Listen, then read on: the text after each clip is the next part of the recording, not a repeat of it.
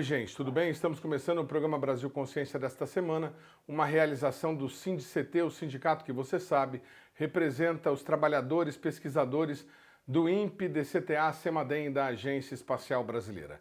E no programa de hoje você vai ter informações sobre o trabalho realizado pelo INPA da Amazônia no salvamento de peixes-boi órfãos.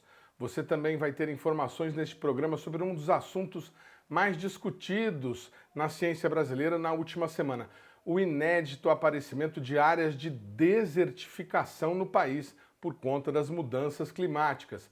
Mas antes, a gente mostra para vocês como foi a divulgação pelo governo federal dos dados anuais do PRODES, o desmatamento oficial no Brasil. Segundo os dados emitidos pelo INPE, o desmatamento caiu 22,3% no último ano em relação ao período anterior. Acompanhe. Desde janeiro, quando assumimos o governo, o presidente Lula assumiu o compromisso com desmatamento zero até 2030. Uma grande parte desse desmatamento vem do desmatamento da Amazônia.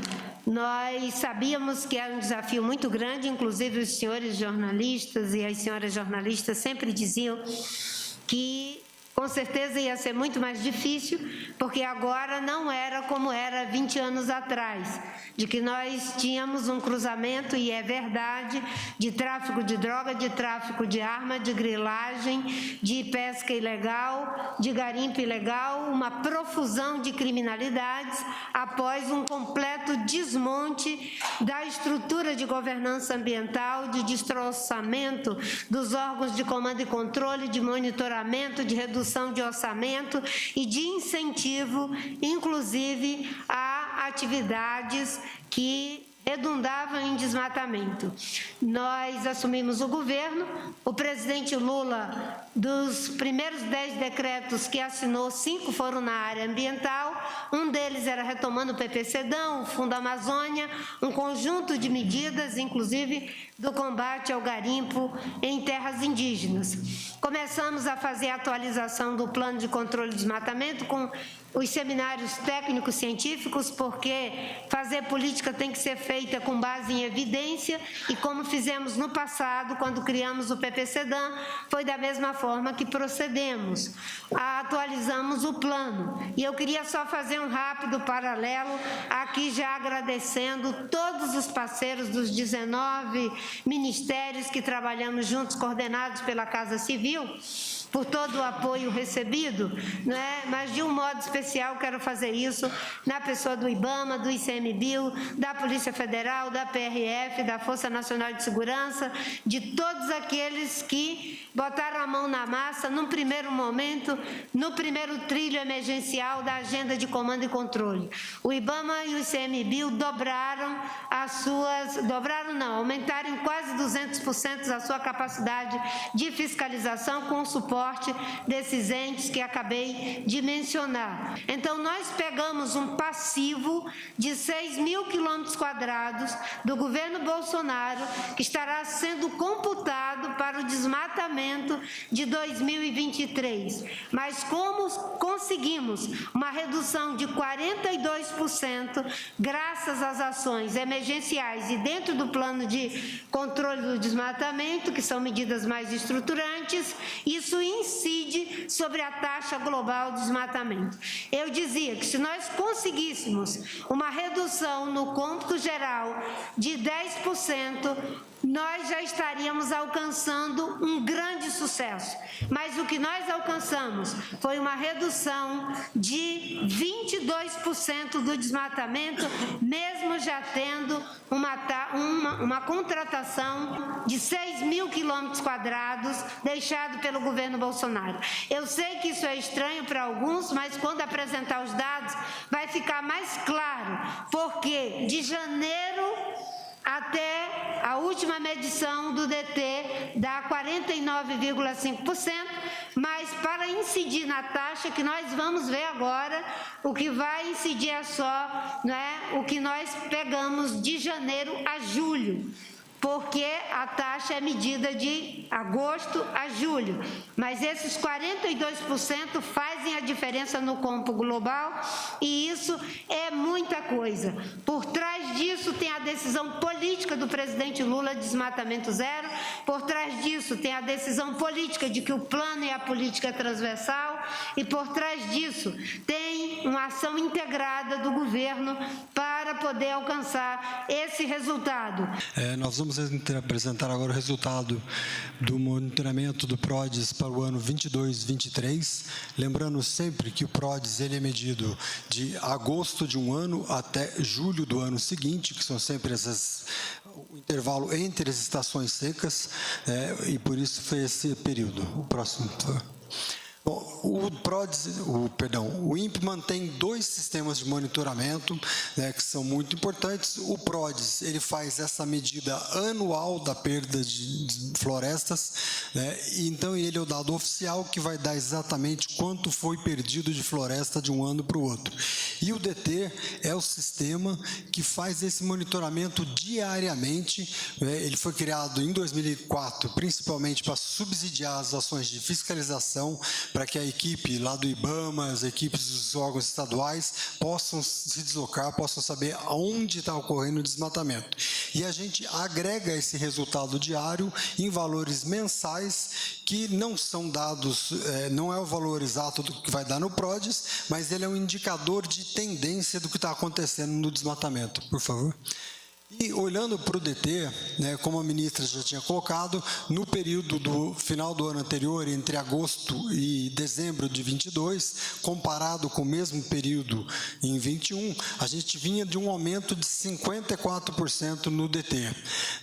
Próximo. E, olhando então para esses dados, para essa curva do DT, fazendo um exercício que é um exercício de projeção, não tem nenhum compromisso de dizer que era exatamente o dado que ia dar, mas esse olhando para os dados anteriores do DT e para os dados que haviam sido medidos entre agosto e dezembro, a gente tinha aí uma expectativa de que o DT desse ano seria o pior DT desde 2015, quando a gente está medindo com as imagens WFI. Que você ia superar os 10 mil quilômetros, ia dar mais de 12 mil quilômetros de DT, perto de 12 mil quilômetros de DT, o que certamente iria impactar na taxa PRODES que está sendo divulgada agora. Mas isso teve uma mudança, a gente partiu desses 54% e a partir de janeiro, com todas as ações que foram tomadas visando a redução do desmatamento, o que o DT mediu foi uma queda de 42% nesse período, então, de janeiro até julho. Então, essa curva que a gente vê aqui em preto, ela tinha a expectativa de ser a maior, na verdade, ela teve uma redução enorme aqui e ficou, inclusive, menor que o DT medido em anos anteriores. Próximo. E isso, então, agora, trazendo para o PRODES, o que a gente percebeu foi uma redução de 22,3 quilômetros, então, está sendo estimado... 22,3%. Hoje nós temos aí uma taxa estimada de 9.001 quilômetros. É importante a gente ressaltar, essa é a menor taxa desde o ano de 2019. Nos últimos 5 anos, os 4 anos haviam sido acima dos 10 mil quilômetros, que é, de certa forma, uma barreira psicológica de ter mais de 10 mil quilômetros quadrados, 1 milhão de hectares desmatados. Esse ano, pela primeira vez, a gente está abaixo dessa linha, estamos com 9.001 quilômetros quadrados. Isso representou uma redução direta e medida em relação ao PRODES anterior de 2.593 quilômetros, o que dá uma emissão evitada na ordem de 133 milhões de toneladas de carbono equivalente. E isso representa aí cerca de 7,5% das emissões nacionais.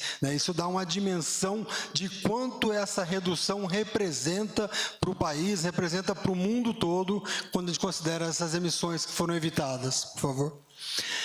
E quando a gente olha ainda mais especificamente para os 70 municípios prioritários, onde se concentrou as principais ações que a ministra Marina estava elencando, a gente tem uma redução ainda maior, de 42%, comparado ao dado desse ano contra o dado do ano anterior. Isso significa que onde você teve essas ações, você conseguiu resultados ainda mais expressivos. Um rápido mostrando os principais estados. No Amazonas, a gente vinha de 4 altas seguidas, agora uma queda de 40%. No Pará, a gente vinha de uma queda, continua essa tendência de queda com a queda de 21%. Em Rondônia, uma queda bem maior do que a queda anterior, uma queda agora de 42%. E no Mato Grosso, um aumento de 9%. Esse gráfico, ele mostra desde o começo do PRODES, lá em 1988, ele tem então essas variações ao longo do tempo, e esse aqui é para chamar a atenção, é o seguinte: a gente tem sim uma grande redução aqui, mas é importante a gente olhar que esse dado ainda é um dado expressivamente maior. Em governos anteriores, lá em 2012, 2014, a gente, também em outras administrações, a gente já tinha valores próximos, abaixo de 5 mil quilômetros quadrados. Quer dizer, a gente precisa ainda fazer um certo trabalho para recuperar, mas certamente, se nós não tivéssemos uma grande contribuição do ano anterior, esse dado seria menor, seria mais próximo dos índices menores que a gente já teve. Aqui a gente mostra um quadro produzido pelo IBAMA, mostrando o volume expressivo de aumento de autos de infração da ordem de 104%, e vocês observam que com o aumento das ações também a gente observa mais ou menos que numa proporção quase a redução dos desmatamentos. Esse é o dado do IBAMA. O dado do ICMBio dentro de unidades de conservação e territórios em unidades de conservação federais, a gente vê também praticamente mais que triplicou, aumento de 320% no número de autos de infração e uma queda de 58% nos desmatamentos dentro das unidades de conservação federais. Aqui é o conjunto, eu chamo do conjunto da obra do IBAMA. Na verdade, não são só os autos de infração, as multas, mas, sobretudo, as ações de embargo, que a gente verifica também um aumento importante nos embargos em 2023, na apreensão de bens dentro de áreas embargadas, destruição de bens, e a gente verifica que esse aumento é expressivo, é um conjunto de ações que refletem também essa queda importante. No eixo de atividades produtivas sustentáveis, também já tem um conjunto de ações que começaram a ser desenvolvidas esse ano, estão avançando agora no próximo ano, mas é a retomada do programa de pagamento por serviços ambientais, chamado Floresta Mais, o Bolsa Verde também, que é uma bolsa que vai para populações tradicionais em áreas protegidas. A ampliação importante das concessões florestais, manejo florestal em terras públicas, pelo Serviço Florestal Brasileiro, da ordem de mais de 870 mil hectares. Ações de apoio às comunidades impactadas, vocês verificaram aí as ações importantes lideradas pelo Vice-Presidente da República e pelo Ministério da Integração e Desenvolvimento Regional, mais de 600 milhões investidos somente na Amazônia. No Amazonas, o Plano Amazônia Mais Sustentável do Ministério da Agricultura, com investimentos de 80 milhões de reais, estratégias ligadas à bioeconomia, desenvolvidas no estado do Amapá, também pelo Ministério de Desenvolvimento Regional, Integração e Desenvolvimento Regional, uma ação do Ministério de Desenvolvimento, Indústria e Comércio, com editais para compra de máquina para apoiar a produção extrativista na Amazônia, programa social importante, Luz para Todos, o Ministério de Minas da Amazônia também, e o apoio do Ministério de Ciência e Tecnologia de 60 milhões de reais para pesquisas em biodiversidade, regeneração florestal e laboratórios de satélite para monitoramento. No eixo ordenamento territorial, uma ação muito importante também, liderada pelo Ministério de Desenvolvimento Agrário, do ministro Paulo Teixeira, que é a reinstalação da Câmara Técnica de Destinação de Florestas Públicas. Um volume expressivo de mais de 30 milhões de hectares na Amazônia de florestas públicas não destinadas e que agora, como essa, a gente está acelerando o processo de destinação a essas áreas. Num primeiro momento foram 3,75 milhões de hectares que já estão sendo indicados e direcionados para estudos de unidades de conservação e áreas para concessões florestais, mais de 3,8 milhões de hectares indicados pelo Ministério dos Povos Indígenas e FUNAI para reconhecimento de terras indígenas e também em análise a declaração de outros 10 milhões adicionais a esses mais de 7 milhões já falados agora, para o próximo ano, para destinação ainda entre esse final de ano e começo do ano que vem. E também, em parceria com o SPU, Ministério de Gestão e Inovação, uma ação de bloqueio desses territórios indicados para destinação, com uma série de medidas que vão constranger a grilagem de terras e o desmatamento ilegal nesse volume expressivo de áreas aí a partir desse final de ano. Vários órgãos envolvidos, o MDA, o INCRA, Ministério de Meio Ambiente, CMBio, Serviço Florestal, Ministério dos Povos Indígenas, FUNAI, Ministério do Planejamento e Orçamento, MGI, o SPU e o Ministério de Gestão. Como instrumentos normativos e econômicos, o Ministério do Planejamento criou esses marcadores verdes para a gente poder identificar no orçamento ações que contribuem com a conservação, o controle, o desenvolvimento sustentável e a redução de desmatamento, ações da ordem de 20 bilhões de reais indicados na PILOA agora desse ano e no plano plurianual, são 50 programas ligados a 24 órgãos, a retomada do Fundo Amazônia já desde fevereiro, com os investimentos agora, o volume de recursos hoje disponível de 3,9 bilhões, mas já há novas declarações de novas doações na ordem de 3,5 bilhões de reais dos Estados Unidos, Reino Unido, Alemanha, União Europeia, Dinamarca, Japão, Suíça, e aí os órgãos envolvidos são o Ministério de Meio Ambiente, Ministério de Relações Exteriores e o BNDES. O lançamento, que os senhores e senhoras assistiram, do programa União com os Municípios pela Redução do Desmatamento e Incêndios Florestais,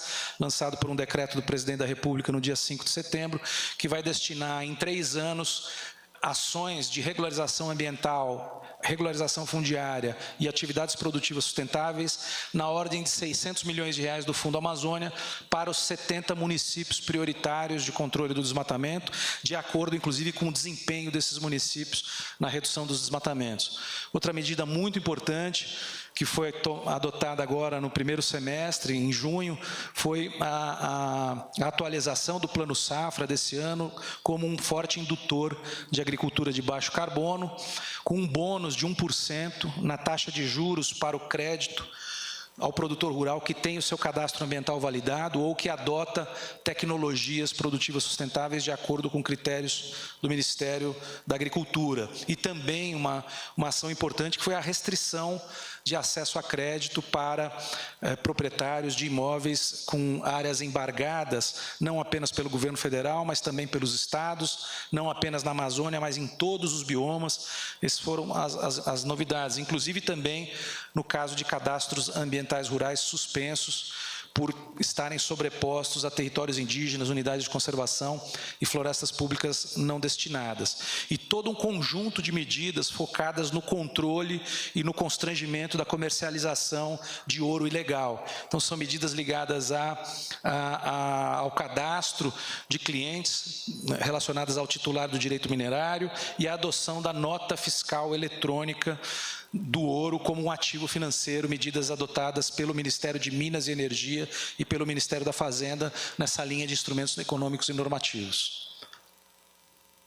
Em relação, e tudo isso, quer dizer, é o que já vem sendo feito, como foi mostrado aqui, nós tivemos uma redução importante do desmatamento agora em 2023, mas nós temos um grande desafio para 2024, os senhores e senhoras estão acompanhando a situação do El Niño, e os riscos climáticos agora para esse próximo ano. Aqui, esse gráfico, essa figura mostra o El Niño de 97, que foi considerado até hoje o El Niño mais forte, mais intenso, Naquele ano, quem acompanhou, lembra-se de incêndios em Roraima, né, em intensidade muito grande, né, em 97, e o El Niño em 2023 a gente observa aqui tanto o Atlântico Norte com muito mais aquecimento, isso tem impacto na circulação e diária e também na seca na Amazônia, e todo o Pacífico aqui também com aquecimento muito mais intenso. Então esse El Niño é ainda mais forte que o El Niño de 97, o que torna muito mais desafiador a nossa ação de manutenção e ainda mais redução de desmatamento. O programa Brasil Consciência vai para um rápido intervalo e, na sequência, a gente traz para vocês as informações sobre o aparecimento de áreas de desertificação inéditas no Brasil. Um instante só, não sai daí.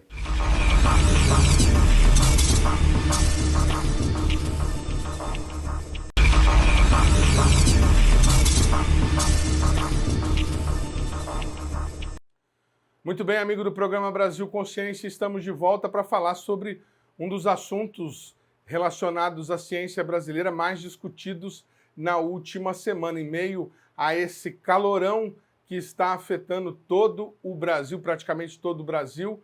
Nós tivemos a notícia da existência de um ponto inédito de desertificação no Brasil.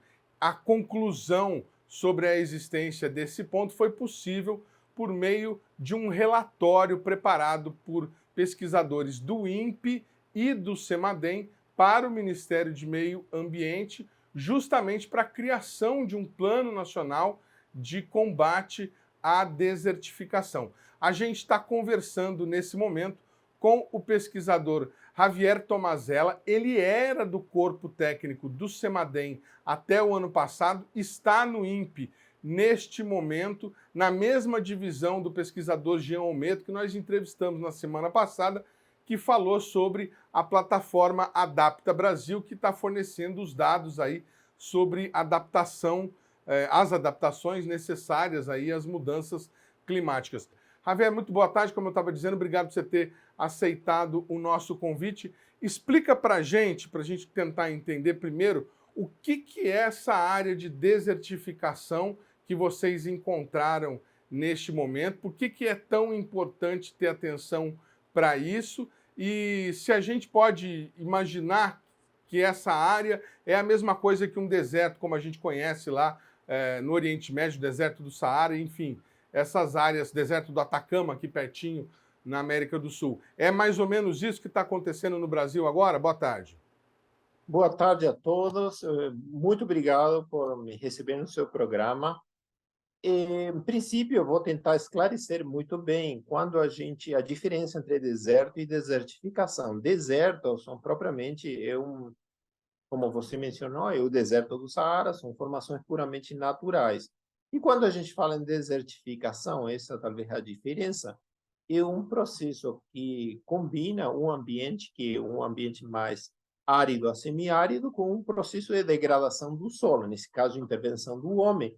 E esse processo de degradação do solo é que cria dentro da paisagem um ambiente que tem características de deserto, daí vem o nome de desertificação.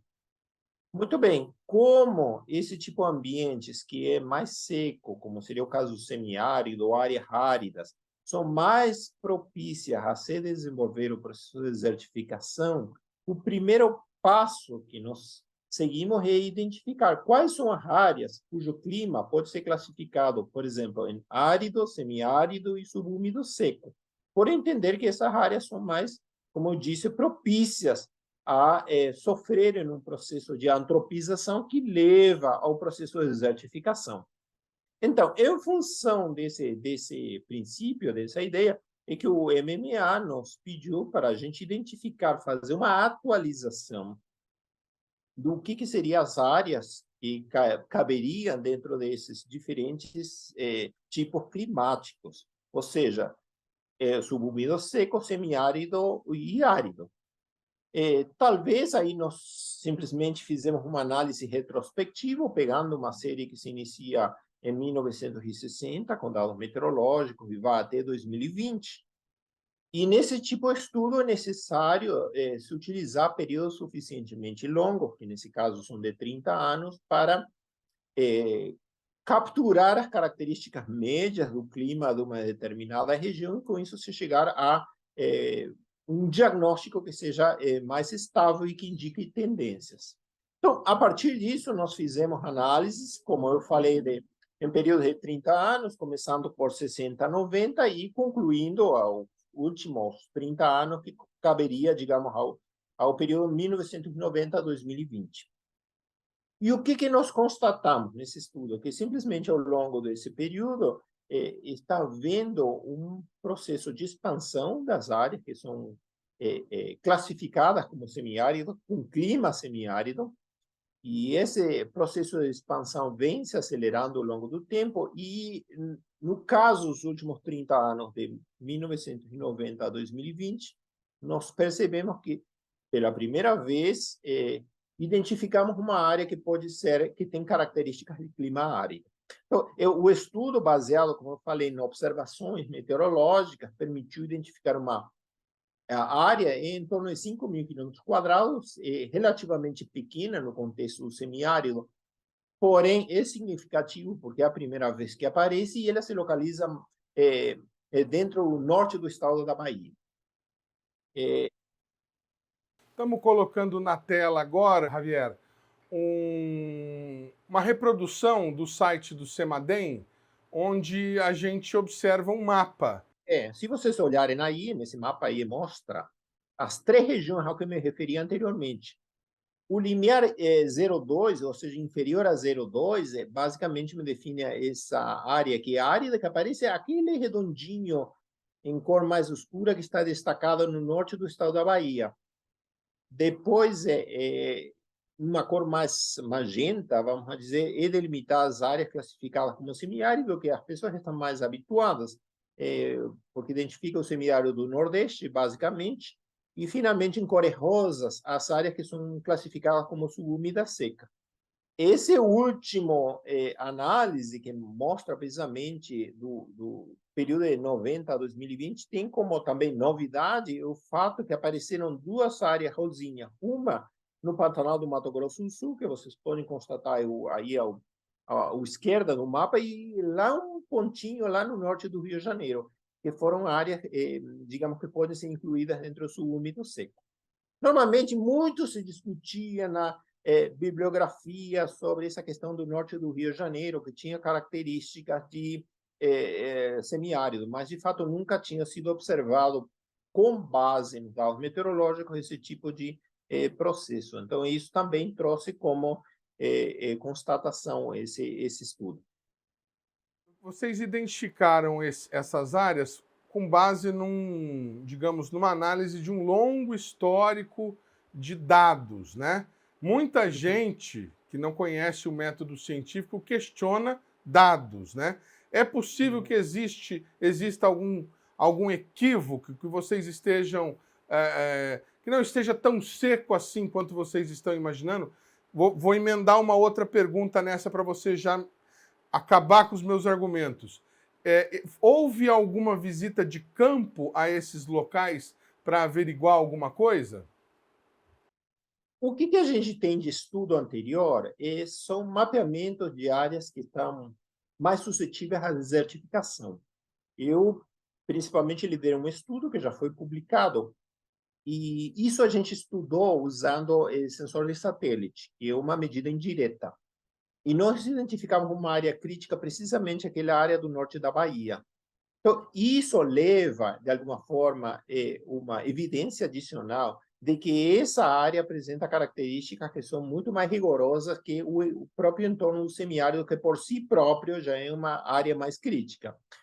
E com relação às outras regiões do país, o que nós sabemos, nos apoiamos em outros estudos, existem vários estudos no norte fluminense e também outros estudos na região do Pantanal, que recentemente, o ano retrasado, se não me engano, foi afetado por queimadas muito fortes, e vários estudos, inclusive conduzidos pelo próprio CEMADEM, mostram que essa área, os extremos climáticos estão se intensificando. Portanto, isso nos coloca, em certa forma, nos dá uma certa tranquilidade no sentido de mais confiança no produto que nós elaboramos para nos levar a crer de que a confiabilidade desses dados é definitivamente alta e que esse estudo simplesmente já está confirmando outras evidências que foram, de alguma forma, coletadas em estudo prévio. Ou seja, a chance de nós estarmos diante de alguma coisa que não é isso que está sendo dito é muito pequena. É muito pequeno. Essas áreas, elas são o quê? A característica é não ter mais vegetação, você tem uma incidência de chuva muito reduzida. Quais são os elementos que vocês colocam na paleta de cores para chegar à conclusão de que há desertificação? É importante lembrar de que não necessariamente uma área que tem clima árido, como acontece, por exemplo, em muitas regiões da Espanha, ela é ausente de vegetação. Ela pode ter vegetação, mas, de fato, o tipo de vegetação que é característico de um ambiente árido é diferente de um ambiente semiárido. Então, como o fenômeno é relativamente recente, mudanças na vegetação ainda são mais difíceis de serem detectadas. Mas se o processo persistir ao longo dos anos, que nós entendemos que irá persistir, porque ela é causada por um processo que é de caráter global, então esse tipo de persistência pode sim levar, e eu acredito que vai levar algum tipo de mudança na estrutura da vegetação que ocorre naquelas regiões. Essa não é exatamente a sua área, mas eu vou perguntar por conta da sua experiência com os estudos em relação a outros locais. Existe meio de reverter isso? Se a gente correr lá e começar a plantar árvore, vai ter algum efeito prático na desertificação? É importante que se entenda isso. Esse processo ele vem muito, digamos, sendo provocado pelo efeito do aquecimento global. Assim sendo, é um processo que a gente não tem, em certa forma, controle, muita capacidade de agir em uma escala regional. Por quê?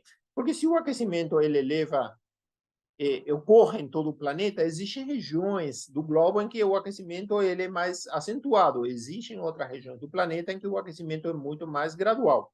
Mas, de toda forma, o aumento digamos, da temperatura, ela provoca um aumento de evaporação, e esse aumento de evaporação é que promove precisamente essa condição climática mais característica com o ambiente desértico. O ambiente desértico, como eu falei, é óbvio, a capacidade da atmosfera de absorver água, de evaporar é muito grande, mas a precipitação é muito pequena. Então, mesmo que persistam essa certa quantidade de precipitação que cai na região, o fato de o planeta estar aquecendo provoca o aumento de evaporação e isso realmente leva a uma redução do índice de aridez. É uma questão praticamente inexorável. O que tem que ser pensado agora é medidas de adaptação. Existem muitas questões relacionadas com o aquecimento global que têm um caráter irreversível. Então, portanto, eu acredito que o que tem que ser pensado é como a gente vai agir através de medidas de adaptação para você conviver com essa nova realidade. Muito bem. Bom, mas o estudo, além de identificar esses 3 pontinhos aí com desertificação, ele também identificou que o semiárido está crescendo. Nós corremos o risco de ter uma explosão do semiárido e tomar conta aí de grande parte do país? De fato, o que aconteceu nesse período analisado é que as áreas que correspondiam a semiárido, elas avançaram muito na categoria subúmido seco. Ou seja, enquanto subúmido seco se reduzia, o semiárido avançava. Isso está levando, de certa forma, a uma condição de expansão do semiárido, porém a área subúmida seca não estava aumentando tanto. No último período analisado, sim, o subúmido seco também recebeu um aumento. E eu acredito que se essa tendência climática elas se confirmarem, é possível que gradativamente, porque é um processo gradativo, algumas áreas semiáridas em algumas regiões do país se expandam.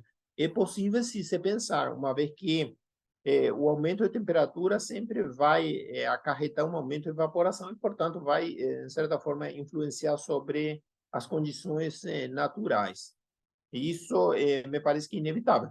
Com exceção no sul do país, como eu falei, o sul do país também sofre aquecimento, porém as chuvas estão aumentando. Então, uma coisa acaba compensando a outra. Por isso que o índice de aridez mostra um caminho contrário, ou seja, de fato mostra um aumento, muito relacionado ao aumento de chuva. Isso também é bom mencionar. Ocorre no litoral de São Paulo e do Rio de Janeiro, que é uma região que a gente não gostaria, né? Porque esse tipo de fenômeno muitas vezes está associado a chuvas muito intensas que provocam os escorregamentos que a gente vê, né? E que muitas vezes trazem, né, a perda de vida. Tivemos recentemente, inclusive no início do ano, em São Sebastião, um incidente Exatamente. bastante grave. A gente acompanhou aí a movimentação do Semadem. No INPE, o senhor fazia parte de um projeto, né, de um grupo, estou colocando aí na tela, do SAP, o Sistema de Isso. Alerta Precoce contra Seca e Desertificação. Esse grupo, ele não está ativo no momento, mas muitas dessas informações que o Dr. Javier está nos colocando aqui vieram, são oriundas desse trabalho. Como é que está a possibilidade de retomar isso agora que o Ministério do Meio Ambiente pediu para vocês digamos assim, a atualização dos dados sobre seca e desertificação? E para que serviria o SAP? Ele seria uma espécie de sistema complementar ao que o Semadem faz de seca, de alertas? Explica para a gente, doutor, por gentileza. De fato, o sistema está sendo, entre aspas, redesenhado, e uma iniciativa que o Ministério do Meio Ambiente já manifestou interesse em retomar. Esse programa, o SAP, foi muito importante no seu momento, porque ela produziu, de fato, o primeiro análise que nós chamamos de compreensivo sobre tudo, porque muitas vezes os estudos de desertificação no Nordeste, eles tinham um foco muito regional, localizado em um ou outro estado. E o que nós conseguimos na época fazer? Um diagnóstico integrado. E realmente esse estudo teve um alcance não apenas dentro do país, mas também dentro da comunidade científica internacional, que a gente consegue monitorar esse tipo de informação. E a partir disso, o MMA, sim, manifestou interesse, e a ideia é que a gente faça agora, talvez, um pool de várias informações que esse produto, ou esse SAP, seja um hub em que congregue várias informações produzidas por instituições públicas, envolvendo não apenas o CEMAD enquanto o INPE, mas outras instituições que atuam na área com o objetivo de ter uma abordagem, ter um portal, vamos dizer, que de alguma forma se consiga concentrar várias informações relacionadas com o fenômeno da seca e da desertificação. É importante que as pessoas saibam que seca e desertificação são fenômenos com uma escala temporal diferente. Seca pode ocorrer de um ano para outro, pode ser que esse ano seja seco e o próximo ano seja úmido, mas desertificação já é um fenômeno muito mais gradual que acontece, por isso falei, períodos de 30 anos, é um fenômeno muito mais gradativo e, portanto, a escala de observação com que a gente trabalha é um pouco diferenciada com relação a seca, que tem um caráter mais episódico, né? Por isso, daí que a ideia é se trabalhar com dois enfoques, sempre respeitando a escala inerente a cada um desses tipos de fenômenos. Esse estudo, inicialmente, ele aponta algum risco ou alguma mudança significativa dentro da Amazônia ou da Amazônia Legal que a gente deva se preocupar aí num horizonte próximo? Por enquanto, não, porque mesmo aumentando a evaporação, de fato, a precipitação, o excedente de precipitação é muito significativo na Amazônia. Pode, eu não quero ser categórico, pode, é uma possibilidade que isso, em certa forma, venha ameaçar alguns contornos do Cerrado. E isso é importante, porque existe muita atividade agricultura de grande escala dentro do Cerrado. Eu sempre falo que essas mudanças climáticas não é uma questão de ser a favor ou contra do meio ambiente. É necessário entender que fenômenos climáticos extremos, eles acarretam prejuízos econômicos, não apenas ao meio ambiente, mas para outra atividade econômica, como a agropecuária, como a produção e assim por diante. Então, Exatamente isso que o senhor eu está acredito que dizendo. Quer a dizer, não maior adianta achar incidência, que a mudança climática não vai afetar o agronegócio. todos seremos afetados. Eu sempre dou um exemplo aqui, inclusive o outro dia estava conversando. O ano passado, houve uma seca muito intensa na Europa, e por conta disso, a produção de azeitona e de oliva se frustrou. E hoje, se a gente for para o supermercado, vai encontrar que o azeite que a gente compra dobrou de preço, e dobrou precisamente por esse efeito. Então, é importante que as pessoas entendam que o preço dos alimentos ele é influenciado por esses extremos climáticos. Daí que não se pode dissociar ou, de alguma forma, interpretar essa questão do meio ambiente e da produção como fenômenos antagônicos. Eles, em certa forma, eles devem agir de uma maneira sinergística, uma vez que um influencia o outro. Eu acho que equilíbrio climático é importante para a produção. Sem equilíbrio climático não tem produção agrícola e, obviamente, todos serão prejudicados, desde quem produz, porque vai ter uma queda de rendimento, queda de produtividade, até quem consome, porque quando a gente for comprar o feijão, vai ver que o preço ele é afetado por esse sistema climático. Portanto, eu acredito que a abordagem nesse sentido não tem que ser vista de uma maneira, vamos dizer, como dois setores que estão em disputa, assim, não simplesmente tem que se pensar soluções que sejam integradas. Muito obrigado, doutor Javier. Obrigado pelas informações, obrigado pela participação e sucesso aí nos estudos, viu? Muito obrigado e agradeço pela entrevista. O programa Brasil Consciência vai para um rápido intervalo e, na sequência, você confere uma entrevista com a pesquisadora do INPA, responsável pelo tratamento de peixes-boi órfãos. É um instante só, não sai daí.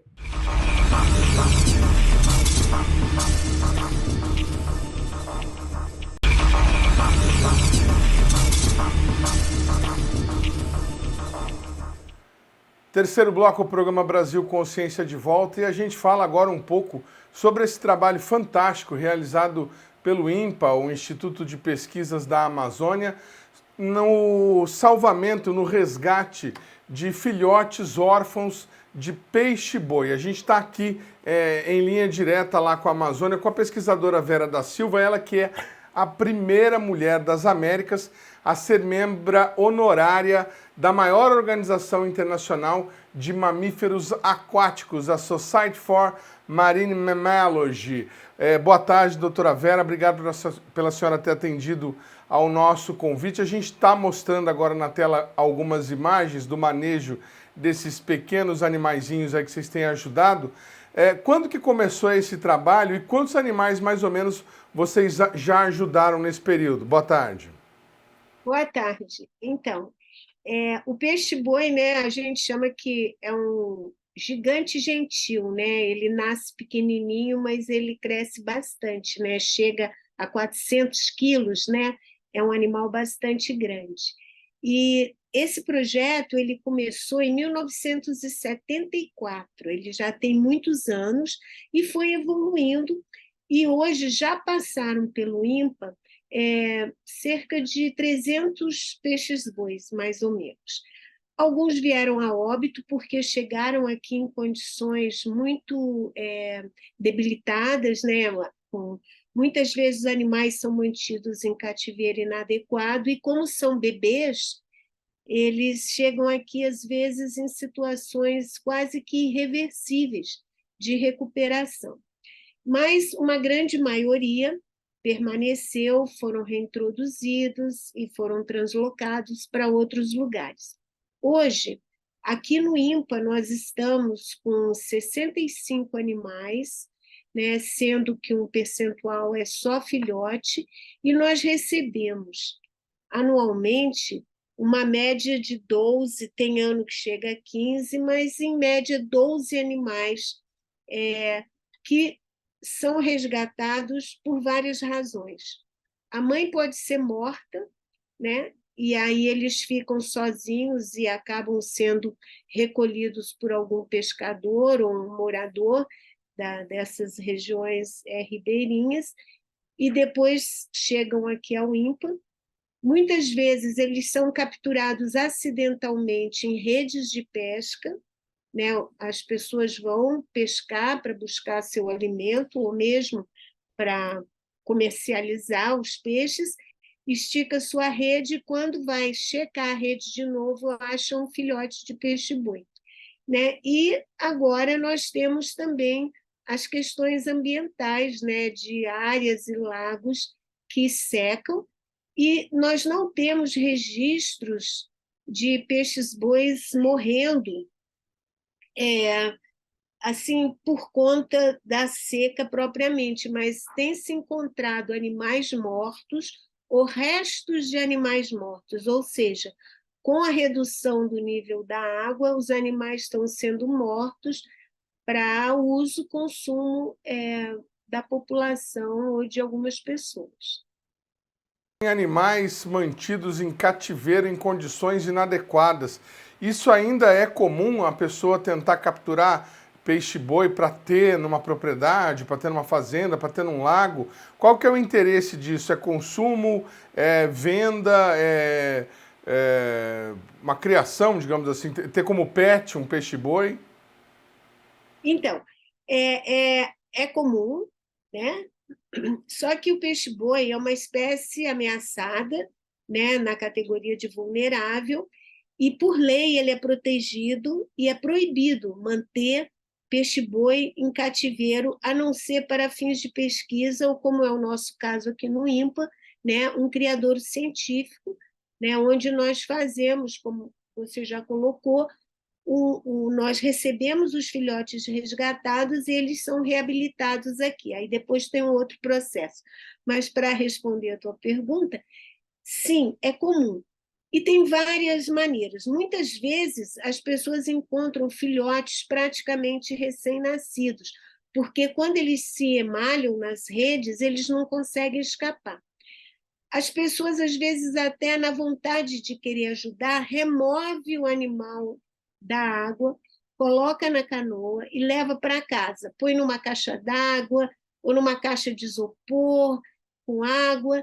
E aí, nesse momento, o filhote perdeu o contato com a mãe. E a mãe vai embora. E aí, como ele é um mamífero, ele mama, ele precisa da mãe dele, ele acaba ficando dependente da alimentação por mãos humanas, né? E muitas vezes o leite não é suficiente nem adequado, e isso cria uma série de problemas de saúde.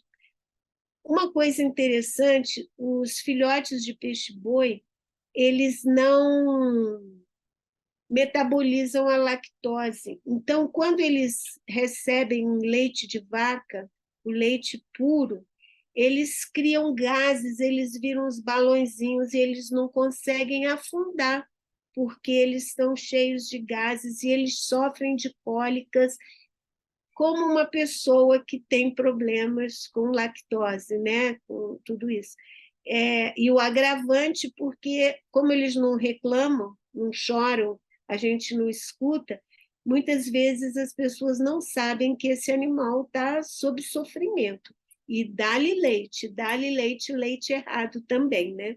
Então, tem todos esses, quando eu digo de um cativeiro inadequado. Quando o animal é maior, tem pessoas que capturam, vendem, pessoas que compram, pessoas que colocam em seus açudes, em seus lagos, de tudo um pouco, mas é importante frisar que essa manutenção de um peixe-boi em cativeiro por particulares é proibido por lei. Em problemas de alimentação com leite, mas como é que vocês superam essas dificuldades? Quais são as maiores dificuldades que vocês têm para tentar recuperar um bichinho desse encontrado na natureza? Então, inicialmente, nós também, como pesquisadores, tivemos muita dificuldade, testamos vários tipos de leite. O leite do peixe-boi ele é muito gordo, ele tem quase que 17% de matéria gorda, de gordura, é quase um iogurte, né? E ele tem, quanto mais gordo o leite, mais baixo é o teor de lactose, né? porque tem vamos dizer, um balanço nos componentes. E no caso do peixe-boi, nós fomos testando diferentes dietas, vamos dizer assim, leite de soja, leite sem lactose, que tem um custo muito alto, enfim. E até que nós tivemos aqui no INPA nascimento de filhote de peixe-boi, né? Uma fêmea, a Bull, ela se reproduziu, teve 3 filhotes, e nós coletamos o leite, foi feita a análise do leite dessa fêmea, e um aluno de mestrado do INPA desenvolveu, então, um sucedâneo para substituir o leite materno. E hoje nós usamos esse sucedâneo com muito sucesso, né, alimentando esses filhotes aqui no INPA. Mas o importante é que, quando esses filhotes são capturados e que eles foram separados da mãe, que eles venham rapidamente para um local de cuidados adequados. E a nossa recomendação é que, quando uma pessoa encontrar um peixe-boi que foi recém-emalhado, que libere o peixe-boi ali mesmo onde ele encontrou, não tire da água. A fêmea peixe-boi, ela é uma super mãe, ela é cuidadosa e ela não vai abandonar o seu filhote, mas quando ela está em comunicação com o filhote, eles vocalizam e ela está ali, os dois estão falando. Na hora que tira o filhote da água, leva embora, ela perdeu o filhote e ela vai embora. E aí nós temos um problema. O filhote é um problema, porque, como eu coloquei, alimentar esses animais tem um custo muito alto, não só do leite em si, mas do tratador, que tem que ficar cuidando dele, da manutenção, e depois levar esse animal novamente para o ambiente natural. Todo esse processo custa muito caro. Então, a natureza e a fêmea de peixe-boi é o melhor investimento para esse animal, viver na natureza e crescer com a sua mãe, porque ele aprende todas as estratégias, tudo que ele precisa para sobreviver. No começo da entrevista que vocês estão aí com praticamente 60, mais ou menos 60 animais. Qual que é o percentual ou a chance desses 60 deles conseguirem ser recolocados na vida, na natureza? Vocês têm um percentual de sucesso? Existe o risco de algum deles ter que ficar com vocês aí até o fim da vida? Tem, e nós temos animais, porque dentro do processo de seleção dos animais que vão voltar para a natureza, tem que ver a personalidade do animal, como ele se comporta, se ele se habituou muito ao ser humano e responde à voz humana facilmente. Então, quando eles saem, eles são aqui no INPA, eles são criados em tanques de fibra de vidro. Nós temos que tirar esses animais desse tanque e levar para um ambiente controlado, mas seminatural, que são alguns lagos de fazendas que nós temos parceria, lagos escavados, né, para piscicultura, e que são cedidos pelos proprietários para a gente fazer essa adaptação. E esse é um período que pode demorar de 6 meses a 1 ano, onde os animais têm contato com outros organismos aquáticos. Aqui nos nossos tanques, eles nunca viram nenhum peixe, não sabem nem o que é um peixe, nunca escutaram um boto, nunca viram uma cobra. Então, eles têm que aprender a ter todas essas condições naturais de água turva, fundo de barro, achar comida natural, ver outros organismos, como que ele convive com tudo isso. E aí nós temos uma seleção, não só uma bateria de exames que tem que ser feito para ver se esses animais estão aptos a retornar à natureza, sem levar nenhuma doença para as populações naturais, e também se ele não é aquele tipo de animal que fica com a cauda para fora, que fica rolando na superfície. Tem todos esses tipos de comportamento, porque nós não queremos criar animais para eles serem presas fáceis de caçadores, né? Então, esses animais, eles acabam ficando mais nos tanques e ficando ou nos lagos numa vida de semicativeiro. E, bom, imagino que nesse turbilhão que foi aí para os institutos públicos nos últimos anos, deve ter sido muito difícil manter o tratamento tão custoso, né? Agora vocês estão bem? Tá tudo certo para poder cuidar dos bichinhos? Não sei se tudo certo para cuidar.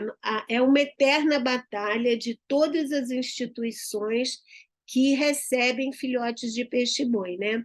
Existem outras, o INPA não é o único, e todos nós sofremos com as mesmas dificuldades, que é manutenção das instalações, salário dos tratadores, né?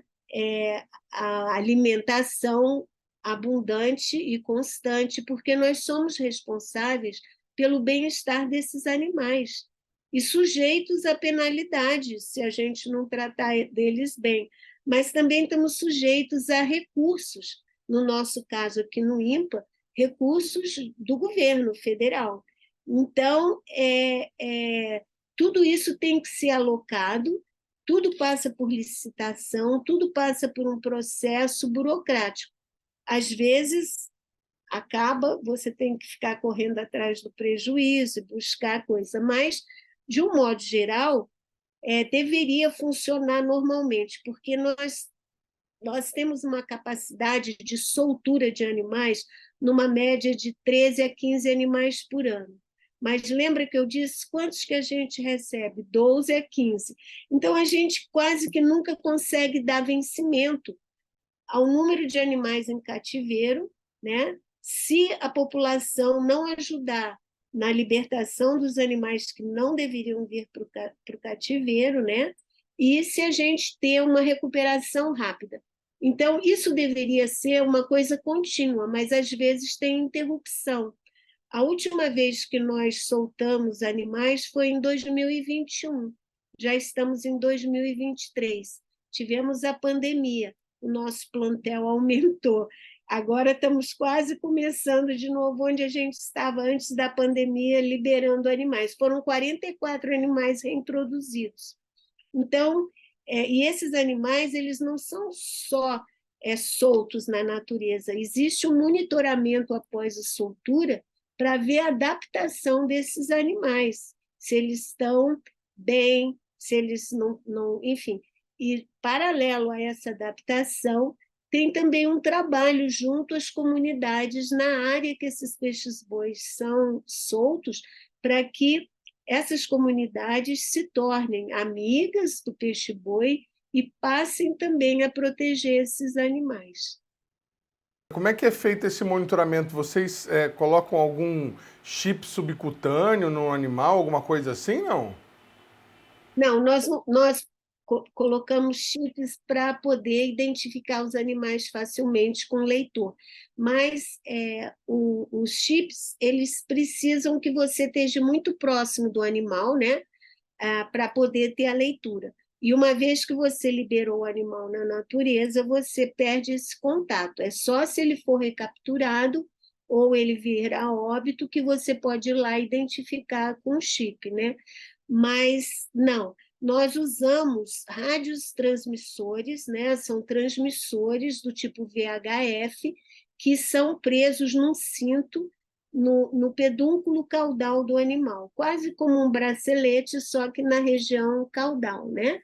E ali esse transmissor, cada animal tem uma frequência única e emite sinais, estou aqui, estou aqui, estou aqui. Então ele vai se movimentando e as pessoas que fazem o monitoramento vão com uma antena e um headphone ouvindo o sinal do transmissor que está transmitindo o sinal para ver onde que esse animal foi.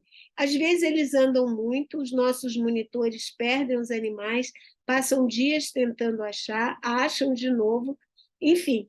Então isso dura meses e a gente já teve a oportunidade de resgatar uma fêmea 18 meses depois que ela havia sido reintroduzida, porque o rádio estava funcionando, o transmissor. Aí era época de seca, ela entrou no canal, opa, vamos aproveitar. E ela estava grávida, então mostrando que ela se adaptou muito bem, se relacionou com outros peixes-bois, né? E deve estar hoje com seu filhote ou já numa outra gravidez, né? Então, esse é o sucesso de uma reintrodução, quando você acompanha e vê que o animal realmente se adaptou e está envolvido com animais selvagens e se reproduzindo. Quero agradecer demais aí a pesquisadora Vera da Silva, sucesso no resgate, salvamento e reintrodução de peixe-boi na natureza. Muito obrigado pelas informações e pela atenção que a senhora nos deu, viu? Eu quero dizer mais uma coisa, a Vera não trabalha sozinha.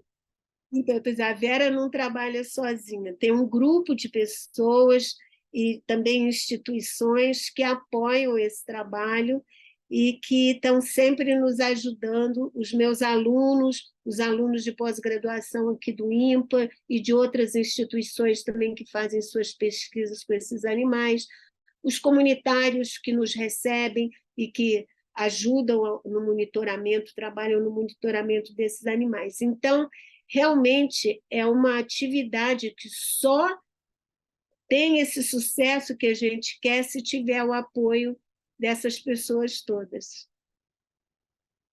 Muito obrigado. O programa Brasil Consciência de hoje, com essas boas notícias vindo lá da Amazônia, vai ficando por aqui.